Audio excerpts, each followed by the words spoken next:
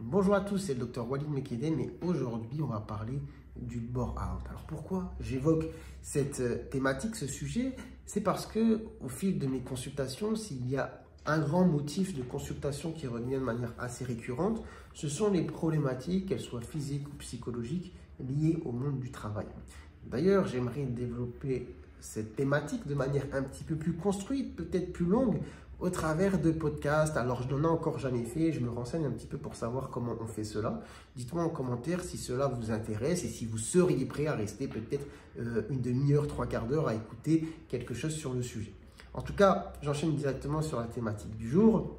Je vois beaucoup de personnes qui sont épuisées, surmenées du fait de leur travail.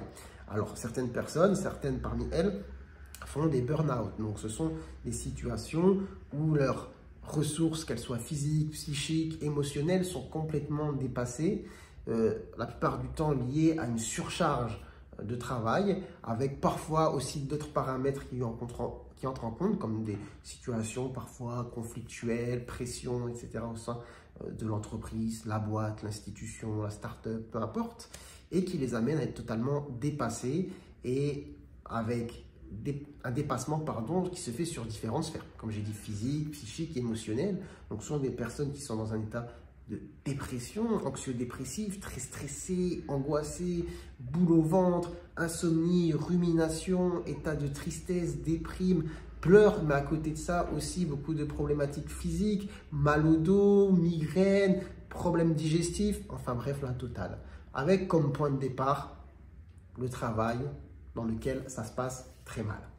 Alors, quand on a justement cette image de personnes en burn-out, on a cette image de personnes qui dépassaient du fait d'une surcharge importante en termes de volume au sein du travail.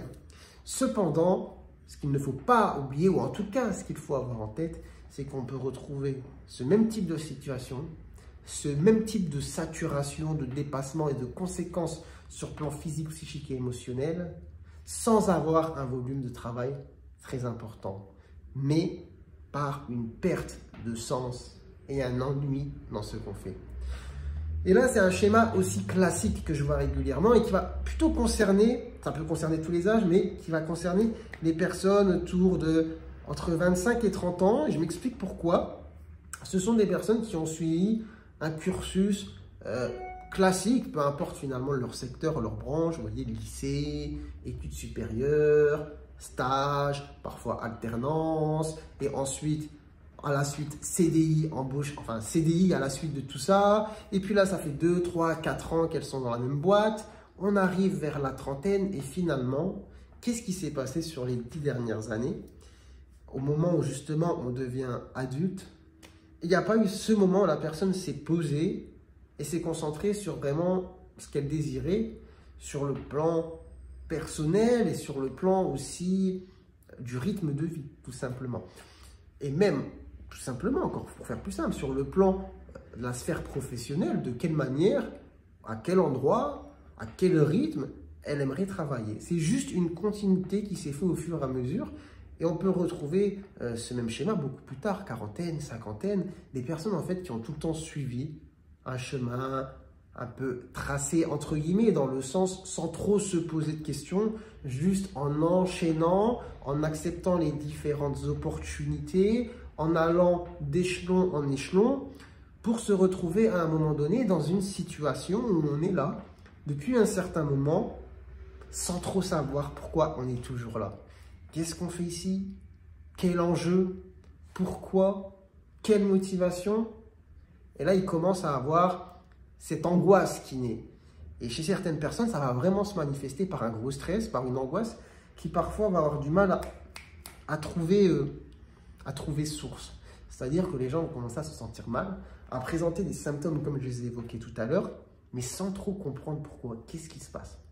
Franchement, le travail, ça va, dans le sens, j'ai pas de conflit avec mes supérieurs, je suis pas surchargé sur le plan du volume, mais à ce moment, je me sens pas bien, je me sens stressé. Le fait de me réveiller le matin pour aller au travail, ça me donne la boule au ventre. Le soir, le week-end, quand je pense à la reprise, je me sens mal. Et pourtant, au travail, il n'y a rien vraiment qui se passe mal. Eh bien, ça peut être le bore-out, ça peut être cet ennui mortifère, ce côté perte de sens total qui va générer une anxiété importante chez la personne qui va avoir du mal à se projeter en dehors de ce qu'elle considère un petit peu comme une prison dans laquelle elle est depuis longtemps. Et puis il y a cette inquiétude sur le futur aussi qui s'ajoute à ça. Comment sortir de ça? Où aller? Que faire? Comment faire? Est-ce que c'est possible? Qu'est-ce que je risque si je pars? Et tout ça va amener à une situation de gros stress, de grosse angoisse. Donc, c'est quelque chose qui va se manifester, comme je vous l'ai dit, aussi par tous les symptômes que j'ai évoqués. Donc, des degrés différents selon les personnes, mais cette perte de sens dans le travail, elle peut vraiment être très délétère sur le plan de la santé, à la fois mentale et physique. Alors là, vous me direz, bah, c'est bien beau tout ça, ok, ça existe, mais qu'est-ce qu'on peut faire? Alors, on peut faire de la prévention, pour ça aussi que je fais cette vidéo. Toujours penser, ce que j'ai dit récemment à une personne, c'est de penser au plan B quand ça se passe bien dans le plan A. C'est-à-dire que c'est très difficile pour les personnes qui font un burn-out ou un bore-out d'envisager un petit peu un switch, une suite quand la tête est dans le guidon, quand elles ont les idées noires, quand c'est difficile de réfléchir. Donc, autant prendre le temps dans un moment où justement les choses se passent bien pour faire des plans pour la suite, envisager des switches, faire des plans à moyen terme, à long terme, pour se poser, et à ce moment-là, se poser les vraies questions. Où ai-je envie d'être? Qu'ai-je envie de faire? À quel rythme ai-je envie de travailler? Tout simplement. Parce que comme je vous l'ai dit, en fait, le piège dans tout ça, c'est un petit peu la continuité d'enchaîner sans trop se poser les questions qui devraient passer en premier. Ma vie personnelle, voilà, qu'est-ce que j'ai envie sur le plan perso, en termes de construction de famille, d'endroits où habiter. Est-ce que je préfère la ville, la campagne? Est-ce que je me vois plus tard travailler 60 heures par semaine? Est-ce que je préfère avoir un travail un peu plus à mi-temps? Enfin bref, c'est des questions qui dépendent de chacun, enfin des réponses qui dépendent de chacun, mais qu'il faut se poser. Et c'est après, en ayant ces réponses, qu'il faut construire son environnement, on va dire, son rythme professionnel. Parce que le piège aussi, surtout dans les grandes villes, quelque chose que j'ai entendu récemment, une personne qui me disait, bon, j'ai commencé un petit peu à travailler, puis après, je voulais un appart plus grand dans la ville. Donc pour ça, il me fallait un CDI. Donc j'ai trouvé le CDI. En fait, le CDI, je l'ai pris pour avoir mon appart. Et là, c'est le piège, c'est comme ça. Pour pas mal de choses, il faut... Et voilà. Alors peut-être plus facile à dire qu'à faire, mais il faut commencer par l'inverse.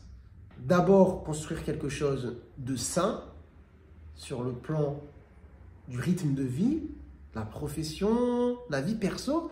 Et après, une fois que les bases solides sont posées, construites, on met brique après brique, des choses qui vont nous permettre d'améliorer notre confort, le quotidien, etc. Parce que la priorité, c'est la santé et la vie personnelle. Et après, la profession, c'est quelque chose qui vient s'ajouter à ça et qu'il faut construire au fur et à mesure pour se sentir bien dedans. Et que ce soit à la fois quelque chose qui vous fait gagner votre vie, mais qui vous permet aussi de vous sentir bien et de vous sentir utile. Je ne sais pas si vous avez déjà entendu parler de l'ikigai. C'est un précepte, je pense, japonais, si je ne dis pas de bêtises. Corrigez-moi si je dis une bêtise. Mais en gros, c'est l'intersection entre différentes sphères, entre ce que vous savez très bien faire, alors vous avez des connaissances, que vous avez une expertise, entre ce que vous aimez faire, entre ce qui vous permet de gagner votre vie et entre ce qui vous permet de vous rendre utile à d'autres. Quand vous êtes au milieu, c'est ce qu'on appelle l'ikigai. Donc, il faut essayer de réunir ces sphères-là sur le plan professionnel pour se sentir bien.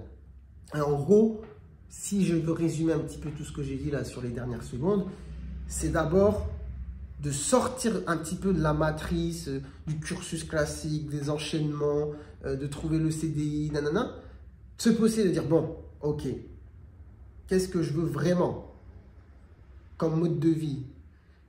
Où veux-je vivre? De quoi ai-je besoin financièrement? Parce que certaines personnes surévaluent aussi leurs besoins financiers. Et après, ils s'adaptent à un mode de vie qui leur demande une charge de travail trop importante. Voilà, certains pensent qu'il faut gagner autant pour eux, pour se sentir bien, ou pour survivre ou vivre correctement, mais des fois c'est surévalué. Et avec un peu moins, ils seraient, entre guillemets, tout aussi bien, mais en étant mieux sur le plan justement du rythme de travail. Enfin bref, ce sont des questions complexes, des sujets complexes, et c'est pour ça que j'aimerais les aborder de manière un peu plus longue en podcast. Je vous assure qu'il y a de quoi parler, de quoi dire sur le sujet, parce que des situations qui sont différentes, mais qui à la fois se ressemblent, j'en vois à l'appel, par paquet, et c'est riche d'enseignements. C'est riche d'enseignements.